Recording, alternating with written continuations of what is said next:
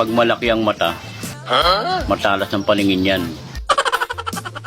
Dito sa amin, kapag malaki ang mata, chismosa yan. Huwag na huwag mong ipagyabang na maganda ka. Ako nga, tahimik lang. Sarili ko lang nakakaalam.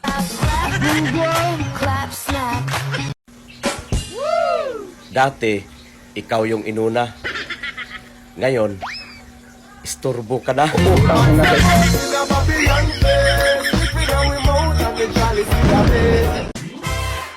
Please lang, hindi mo na ako tumatanggap ng problema ngayon. Fully booked na eh.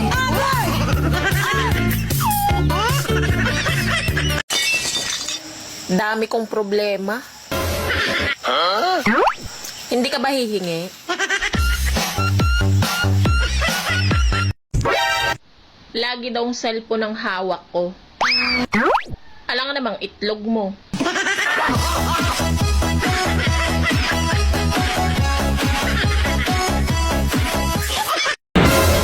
Hapdi kapag kalahati lang ang pinasok.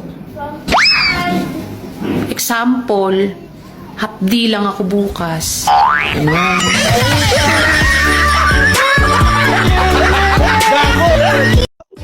Pangit ba ako? Hindi. Kapalit-palit ba ako? Hindi. Eh bakit ako iniwan? Kasi hindi ka sumama. Hindi ka depressed. Hindi ka rin stress. At lalong, hindi ka rin malungkot.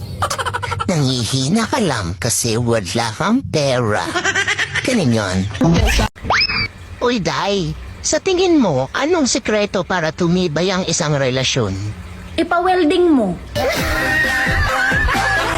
Hindi ako pwedeng sumuko sa buhay. O bakit?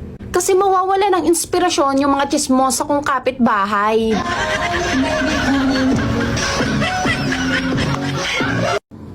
Totoo pala yung sinisigaw ng mga polis, no? Sumuko ka na para hindi ka masaktan.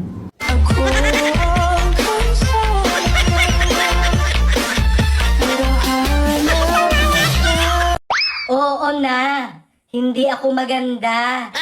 Pero at least, hindi kita kamuka.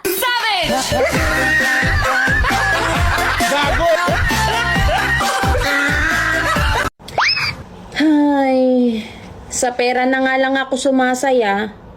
Naubos pa. Yun.